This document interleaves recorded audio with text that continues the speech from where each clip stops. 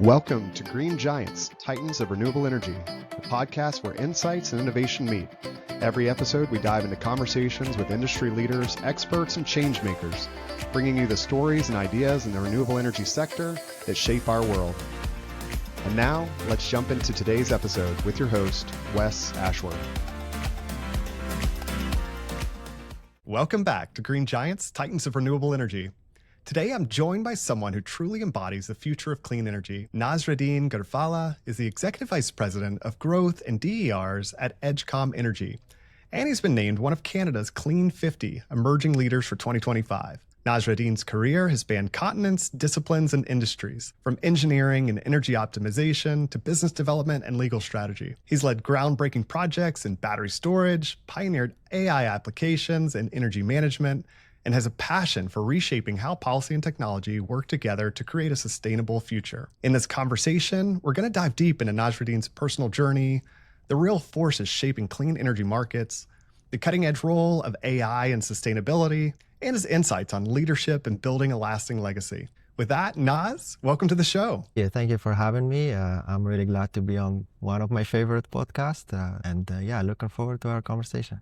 Yeah, well, you've already buttered me up by saying it's one of your favorite podcasts, so we're in good shape there. Before we get into kind of some of the technology and market trends, I'd love to just step back and understand the person behind the work, and just starting with your own personal journey and experiences that have shaped just how you see the world. So tell me a little bit about early life. What kinds of experiences or influences shaped how you see the world today, especially around energy, fairness, or possibility? Yeah, again, so I was born and raised in Tunisia, and for geographical context, Tunisia is between Libya and Algeria. Both are a major gas producer and a major oil producer, but Tunisia has none of that, zero natural resources in terms of fossil fuels, and the country had no other option than to basically develop its human resources capital. So I've been fortunate enough to be one of those generations in the country. Growing up, my parents really instilled in me the value of education and hard work. My father, an engineer by himself,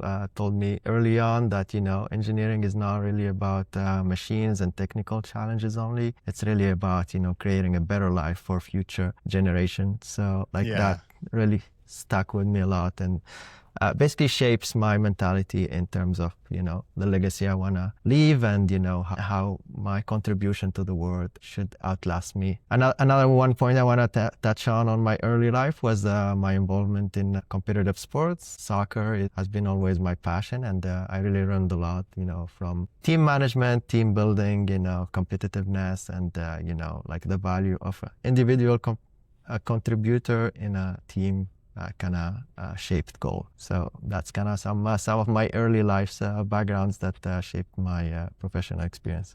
Yeah, that's incredible. And I know, so we've had a previous conversation where you shared with me no amount of money could convince you to work for an oil and gas company, and you're really passionate about the renewable space, which I love. Where does that level of conviction come from? Yeah, I guess each of us has to at least form their own personal conviction at some point in their professional career. And I was fortunate enough to be able to say no to some of these offers from oil and gas companies. I guess that conviction comes from my passion for the fight for climate, energy transition and climate change. And, nothing against those, companies and how they were, shaping the world in many decades in the past. But I think the time has come for us as a society to kind of, look ahead and, look beyond just the money value and all the fossil fuels that are not, they cannot regenerate, and basically focus on more renewables and things that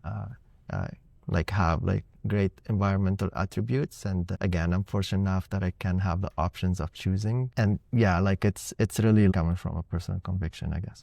Yeah, no, it's awesome. And as we've already touched on a little bit, so you've moved across countries, sectors, disciplines. What has that global multi-sector journey, I guess, taught you that shapes your work today? Yeah, that's a great question. Yeah, again, I was lucky to work in a few countries. So I started my journey in Tunisia, and that really taught me about the value of resourcefulness, like being able to accomplish like big goals without necessarily all the big means that you need, or like with the available tools. So that was really helpful in terms of like working for startups and trying to accomplish the same goals, bigger goals with small resources. I also had the pleasure of working in Switzerland for an internship that really shaped my professional career early on. And yeah, I learned a lot about the value of discipline, hard work, and showing up early. Like Swiss professionals really love to work, and they actually embrace it. And so like that really shaped my discipline for the years ahead. And I guess working in Canada and US and North America, I really learned about how valuable technology can be, and like how can you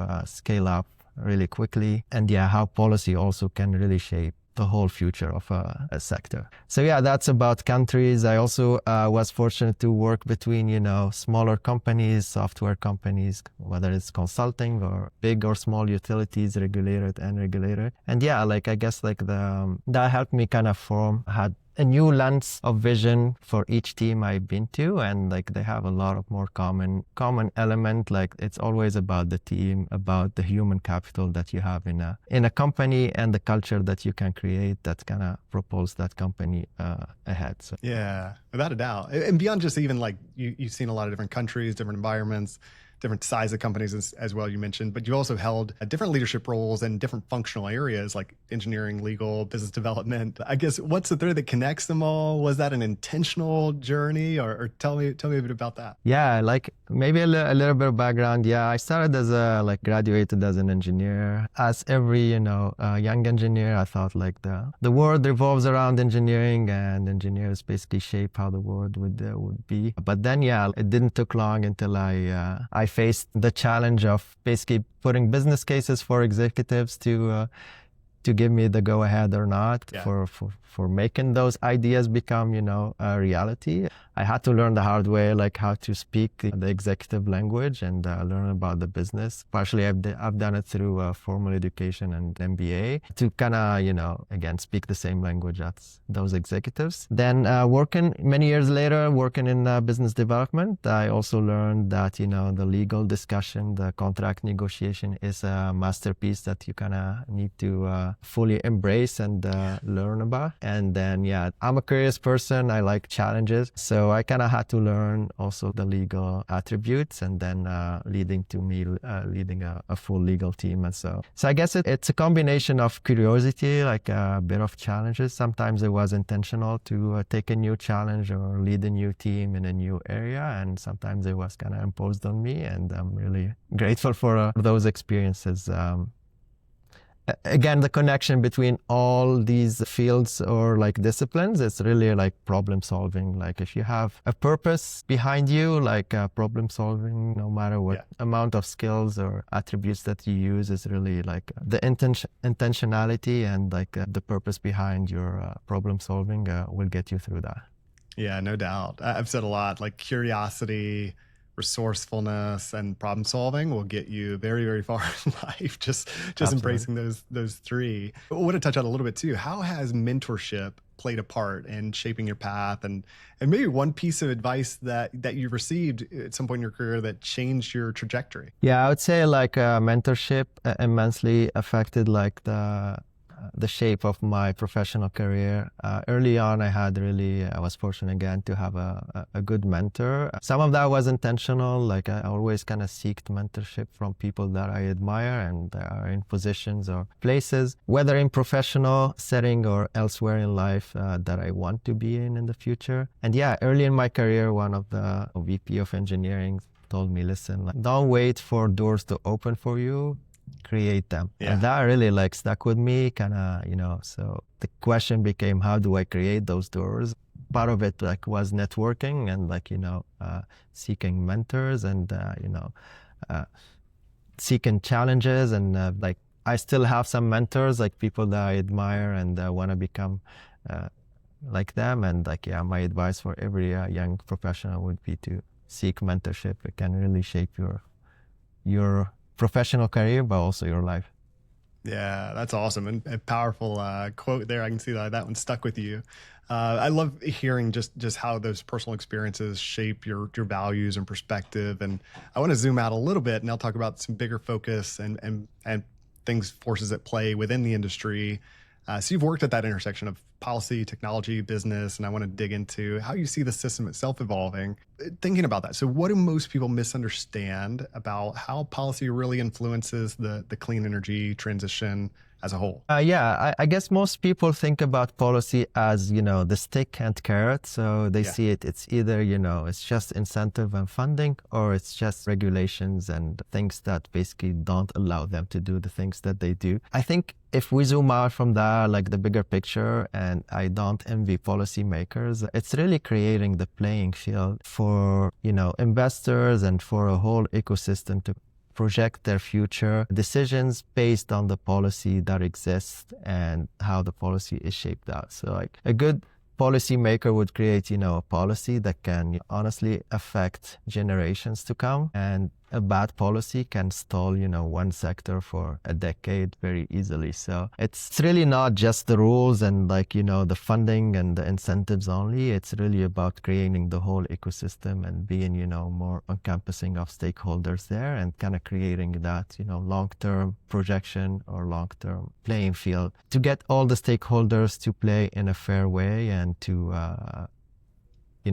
promote social, economic, kind of development in the sector. Yeah, no, it's good stuff. And one thing you've also shared is you believe renewables will thrive even without the IRA or ITC, which obviously very relevant today. Tell me a bit about that. Like what makes you believe that, and what deeper forces are driving that inevitability? Yeah, I guess like a great policies like the IRA that we've seen in 2022 really brought a lot of capital and a lot of buzz around, basically shaped the whole ecosystem about developers, construction, consultants, and everything. I think like with or without those policies, there is some bigger forces in the market. Like the first one of them is basically economic. The matter of the fact is like renewables are one of the cheapest ways of, producing power around the world. So basically money talks, and it's one of the cheapest, and we'll talk maybe later about how reliable it is. Then the second thing is like, people sentiment. I think like people are really pushing in certain provinces, states, and countries or continents for renewable generation, for the energy transition, for less carbon intensive, generation assets. So that's huge. The other thing I will add to that is like the software component. So with the addition of AI and how software is shaping, I think the advancement that we would see from renewable generation is huge and like unstoppable. Yeah, thinking about more like, close by home, you mentioned some of Ontario's recent energy policy moves. You give us like the overview to a Cliff Notes version, and what makes this moment in the province worth watching? Yeah, like we've been really fortunate here in Ontario with some like policy development. I guess if I have to summarize it from the 40,000 feet viewpoint. In June, the government of Ontario released, energy for generations, and which comes back to like how a policymaker can shape the playing field for generations, which basically focused on affordability, like clean energy and sustainability for and security for the energy system here in Ontario. There is really a big push for distributed energy resources and non-wire alternatives. So that means batteries and solar across the distribution system. There is also a focus on our commitment for long-term procurement. We're fortunate that Ontario is adding 14 terawatts of energy over the next 4 years so with the LT2 process. So in the bigger picture, like Ontario needs 75% more power until 2050. That's driven by multiple factors like EV adoptions, growth of population, growth of, the commercial and industrial sector, lots of EV plants here, and like lots of industrials and data centers moving to the province. So yeah, it's been really like a lot of developments here. Maybe a couple others that I will add is they introduced the notion of corporate PPAs or power purchase agreements for like big consumers of energy, so they can directly contract with a renewable producer to reduce their peaks during the 5 major peaks here in Ontario. Another thing is the creation of what they call DSO, or the distribution system operator, for all the local distribution companies here to basically like manage their own distribution system and all the distributed energy resources that they have here. So yeah, lots of great developments, and I think it's sending a big signal for investors all around the world to like basically bring their capital here. So that coupled with, you know, our federal incentives. So we still have the ITC here in Canada, and we have the Canada Infrastructure Bank that's bridging the gap and lending money at basically 1% for the renewable projects. Is a big push, I think, and we'll see a lot of investment in renewables in Ontario, which we're happy about. Yeah, absolutely. Just thinking a little bit more about just the policymaking side of the equation, just from your perspective, if you had 30 seconds with a federal policymaker right now, what would you ask them to change? What kind of advice would you offer? Yeah, so this advice that I think, if I think about it, is really including stakeholders before they make decisions. And I think certain governments really do well with this. So for example, in Canada, we really have a period of conversation or feedback or engagement, depending on which government and what they call it, with like multiple stakeholders. So that includes, you know, local communities, local governments, municipalities, includes, you know, indigenous groups and, you know, consultants, engineers, developers, again, you name it, but basically putting presentations out, connecting with the local kind of community, it really brings a different perspective. Like even the engineering society like would have its own say from a technical perspective before, you know, going ahead and putting a policy. Like I see governments over and over again, like just bringing up policy and making it like, you know, a law. And before you know it, you just kill the whole sector. And all you needed is a little bit of consultation to tweak certain things, so it's not really pushing away investment and social and economic development in your area. Yeah, really sound advice there. I love that sentiment. Just bringing in the stakeholders earlier, you know, talking through those things, I think will provide just great perspective overall. But just fascinating to hear how policy and markets interact. And I know I'm always interested in that topic. I also know a big part of your current focus is the practical side, right, of how we make the energy system smarter, more efficient. I do want to talk about the work you're doing with AI and software. So describe what your platform actually looks like in action, and how does it help manufacturers or asset owners make smarter decisions? Yeah, so our platform, if I have to summarize it, like you can think about it as like the energy strategist that helps you basically make the right decisions at the right times without moving your fingertips. Basically, it's all automated if I had to do it. So like many years ago, I used to be an energy manager and director of energy, and I had to do a lot of, you know, data collection, analysis, you know, strategizing, business case forming. And so now AI helps you do all of that at the same time without, you know, spending days in data analysis and getting you all the insights that you need. So at the core, it's basically linking, you know, the physical assets that you have to, you know, like the energy markets. Like it's not about just conserving energy now, but it's also like your asset can be generating revenue, and these physical assets can be like generating revenue for you. And our platform helps with visibility, with decision making, and with, you know, monetization of your assets. Yeah, no, good overall overview. And I know your team includes a lot of smart individuals, many PhDs, developing AI tools. What are they solving that will shape the market in the next 12 to 18 months? Yeah, a few things actually, and I wish I was as smart as them, but I guess like in the core, they're trying to, you know, build the models to make our platform smarter in terms of, you know, first data collection, data visualization, you know, energy markets. Each province has its own energy market, so they're integrating all of those. You know, optimization of assets. We're dealing with a lot of assets, from generators to battery storage to solar, and even your HVAC in the building. Yeah. So basically bringing all of these assets and their different platform under one umbrella. And the other one is like interacting with basically like the grid itself, and participating in automation of that. So they're constantly trying to optimize how all these assets work together. But in the core too, they're trying to make this and to build trust with the customer by actually making the platform as easy, as intuitive to deal with, and to basically allow the operators and the asset owners to basically interact with the platform in a seamless way.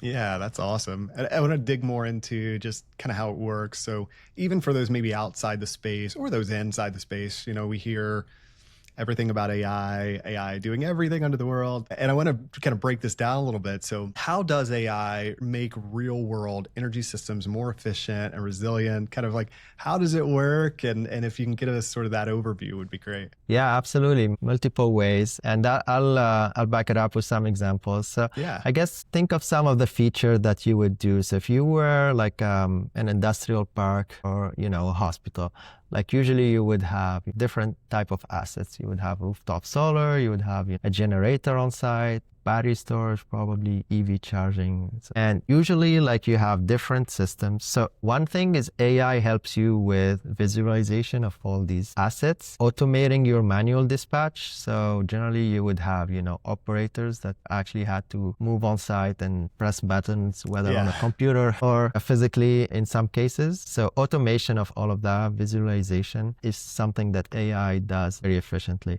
3, now think about, a real estate developer or real estate asset owner with like thousands of buildings across, sometimes multiple continents. So when they have their energy bills coming each month, like it takes hours and hours to just put these bills in the system and analyze them and see if there is any mistakes or so. So AI helps you integrate all this data seamlessly. We actually built a platform that connects to over 6,000 utilities across the world and basically gets your bill automatically from the utility and analyzes the bill and tells you if there is any mistakes or issues or any increase in energy consumption or so. 3 is the optimization. Again, I kind of touched on it. So between the different systems that you have to kind of prioritize your schedule. Let's say you're like a front of the meter asset manager, you have solar, you have storage, you have sometimes wind and so, and like you have to kind of schedule your day to basically dispatch your assets during the times where energy is most needed and you have the highest price or the highest return on investment. And so similar in behind the meter, you have to kind of prioritize which assets should be working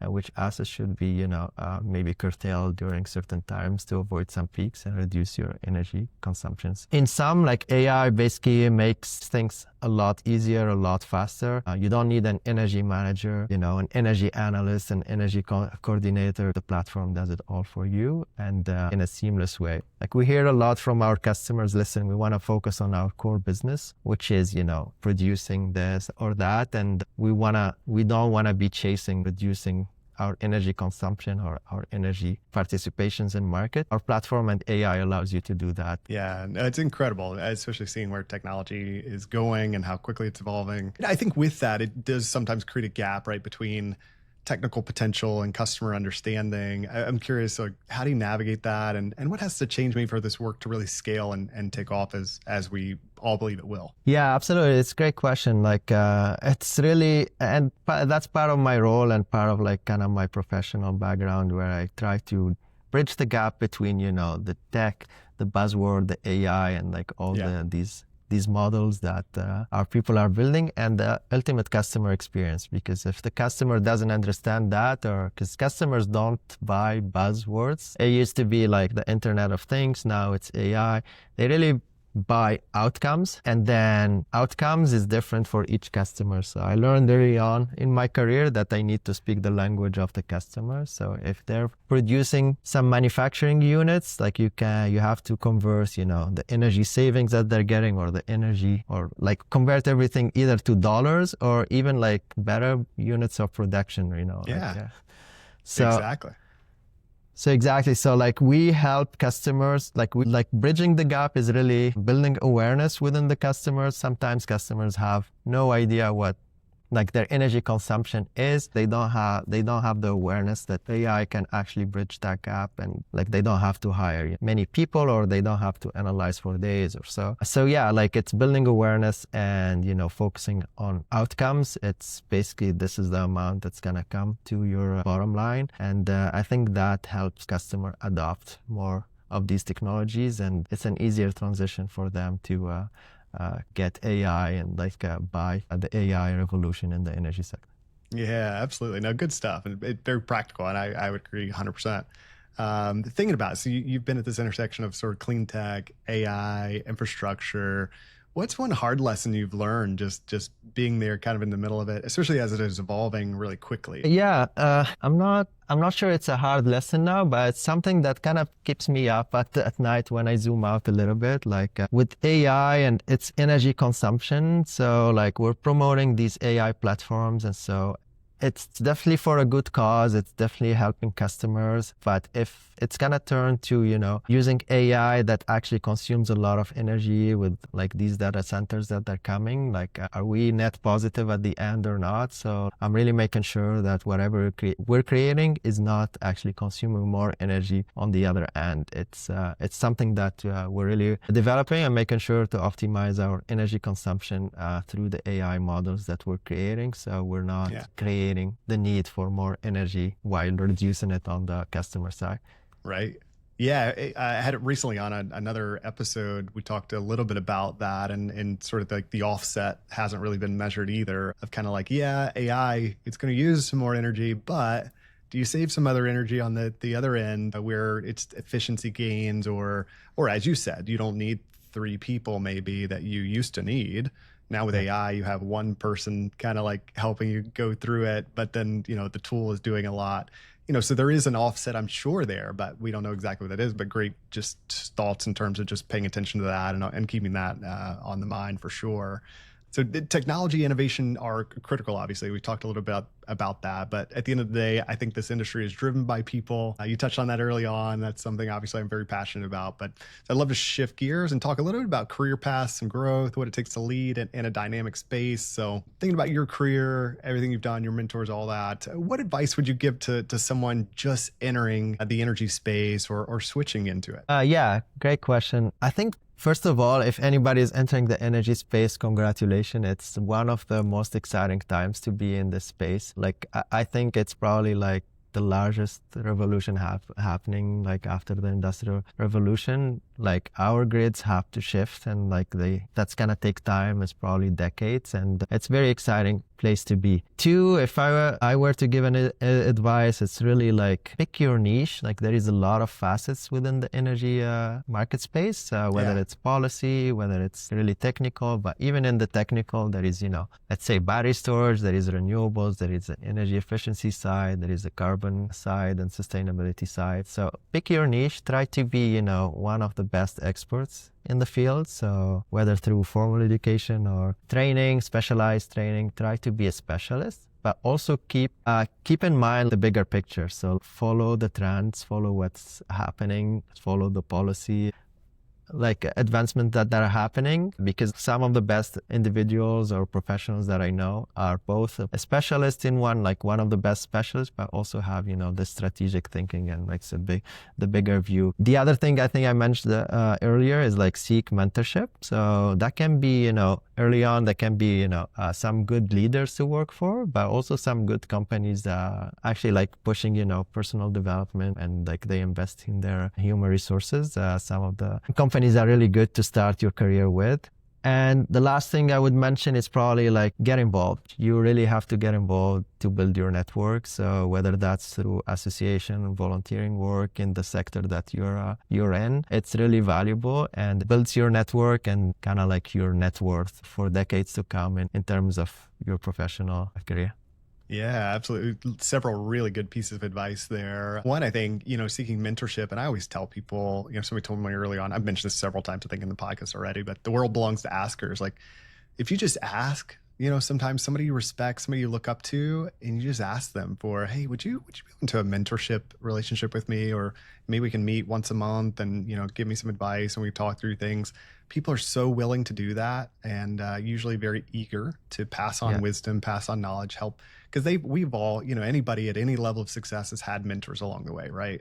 And you don't forget that. And the ability to give that back to someone else is really powerful, and it's available. People are willing to do that. So ask, right? So I love a lot of that. I know we've talked a bit too about just fear and opportunity. And I think I've mentioned one of my favorite quotes from George Adair is, everything you've ever wanted is on the other side of fear. And it's so true. What's something maybe once you avoided and now you lean into? Yeah, I think that's also a great question. I think I was as like a graduate from engineering, kind of like all introverted and like basically don't want to be on the spotlight and public speaking or public appearances and so kind of like avoided it in the first few years. And boy, oh boy, how wrong I was. So that shifted now.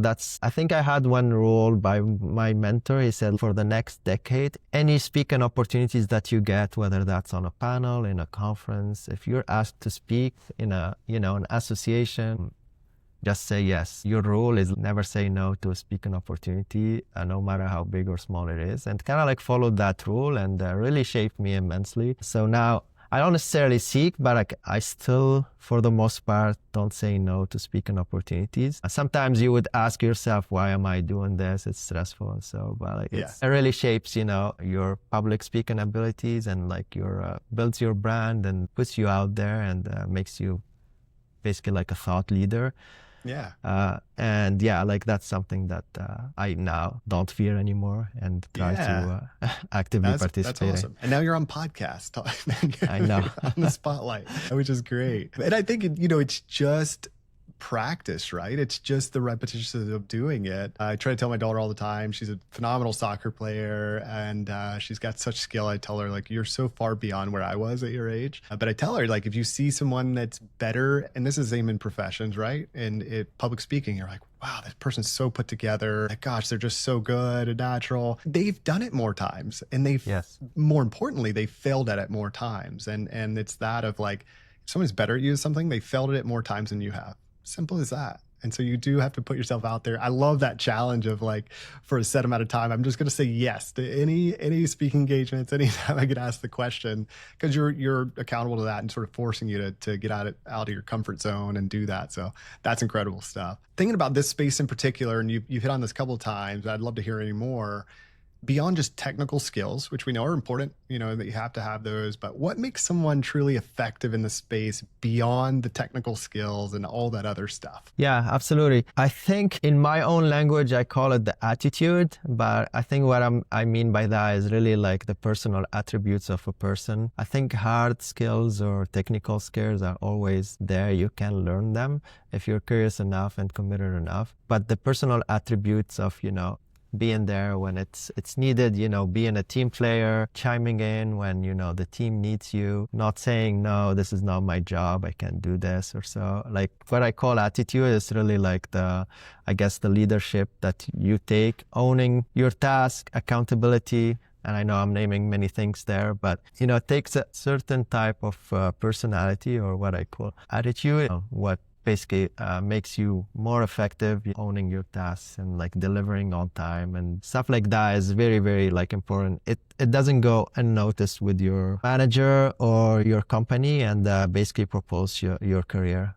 It's also the soft skills, right? Especially when you're in again, hard skills, everybody can have, the degree or the technical skills, but basically not everybody can explain it that well. Not everybody can be approachable. Not everybody can be put in front of a customer. And, those skills are really very valuable if you want to promote your career. So. Yeah, absolutely.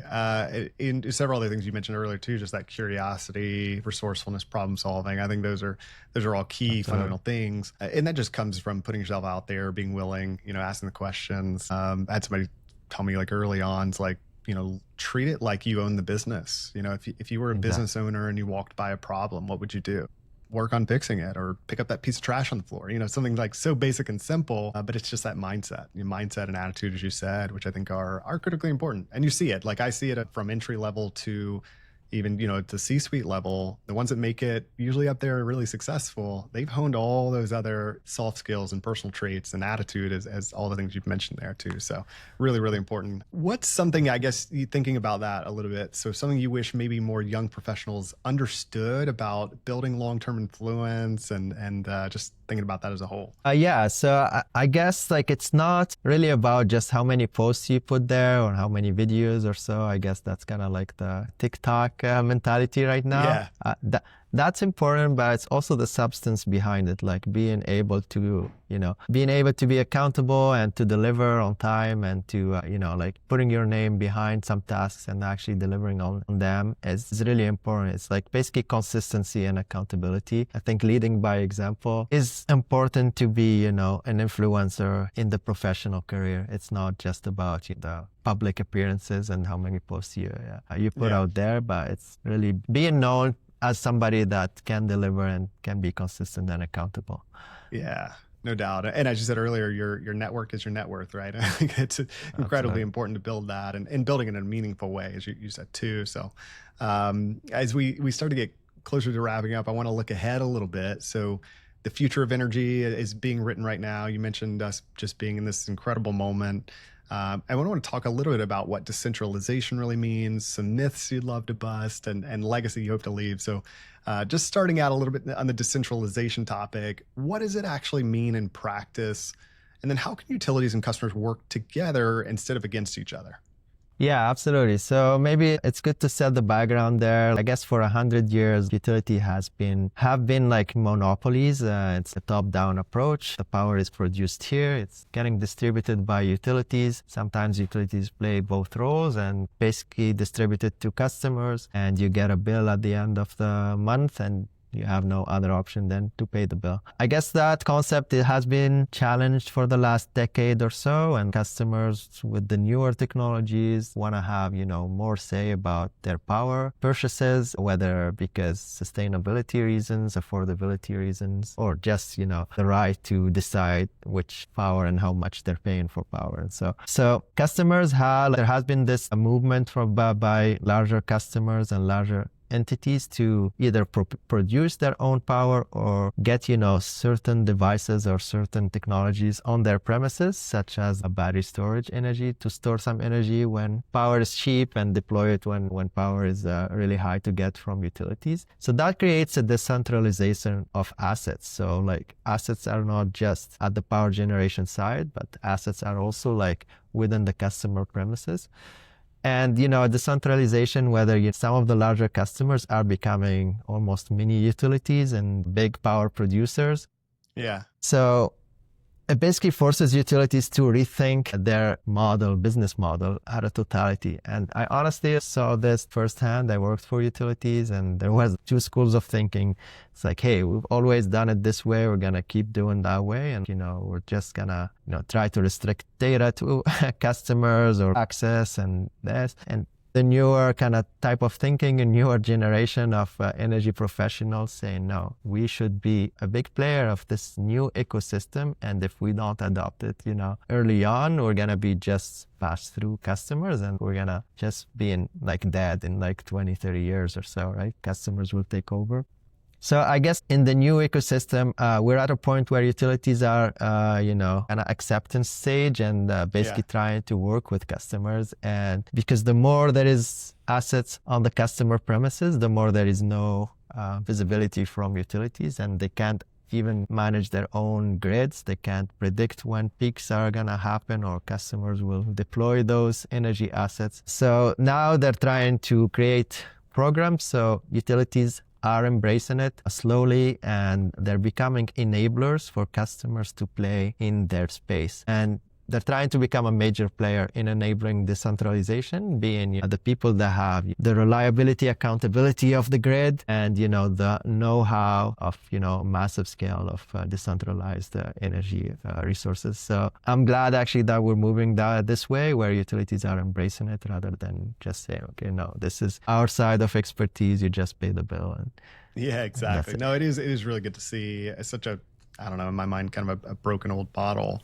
But it's nice to see it evolve. So I want to do a little bit of myth busting as well, as I said. So what's one false narrative you hear all the time that just needs to be retired? Like what are some myths that are out there that you hear and want to speak on? Yeah, I guess the big one is renewables are unreliable. I think renewables have proven times and times again they are very reliable.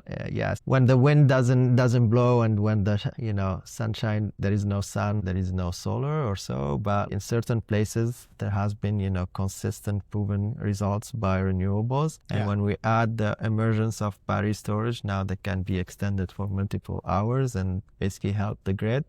And I think they are very instrumental to at least bridge the gap between now and when we have, maybe 24-hour or long duration storage at a massive scale for each. So they have been reliable, they are reliable, and they will be even more reliable in the future. The other thing is sometimes the talk about, renewable assets and how carbon intensive. So yes, they help avoid carbon emissions during their utilization, but what about their creation? They actually may have been using fossil fuels. Yeah, I guess studies have proven many times over that the life cycle analysis of that it's really renewable assets.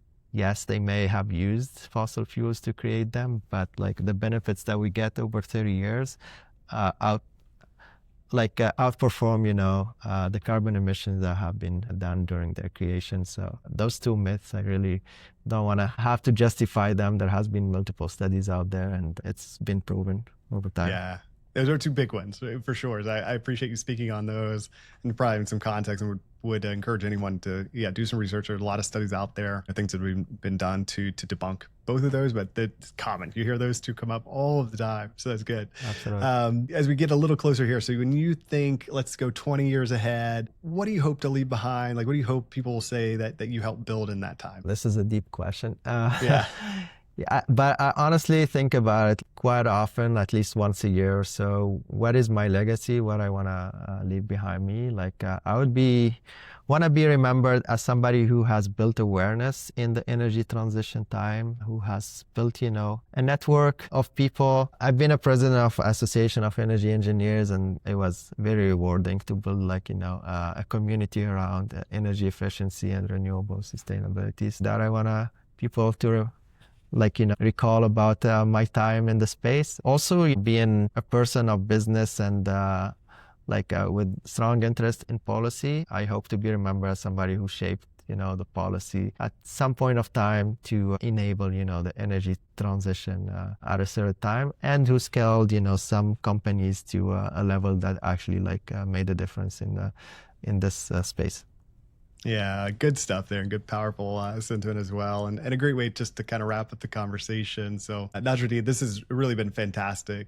Thank you for sharing your story, your insights, your vision for the future. To all our listeners out there, as always, thank you for tuning in. I hope there's one thing you take away today, and that's the energy transition is as much about the people and conviction as it is about technology and markets. That's equally, if not more important.